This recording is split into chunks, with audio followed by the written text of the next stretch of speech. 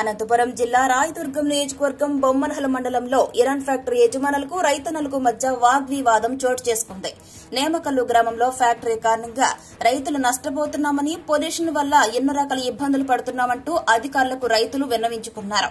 ఈ నేపథ్యంలో పొల్యూషన్ అధికారులు నష్టపోయిన రైతుల పంట పొలాలను పరిశీలించారు. ఫ్యాక్టరీ వల్ల వస్తున్న దుమ్ము, ధూళి, పొల్యూషన్ పంట పొలాలపై పడటం వల్ల పంట నష్టం జరుగుతుందని రైతులు అధికారులకు తెలియజేశారు. పొలాలను పరిశీలిస్తున్న పొల్యూషన్ అధికారుల దగ్గరకు వచ్చి ఫ్యాక్టరీ యాజమాన్యం, రైతులకు సిపిఐ, రైతు సంఘాల నాయకుల మధ్య తోపులాట జరగడంతో వాగ్వివాదం చోటు చేసుకుంది. ఈ నేపథ్యంలో అక్కడ ఉద్రిక్త వాతావరణం నెలకొంది.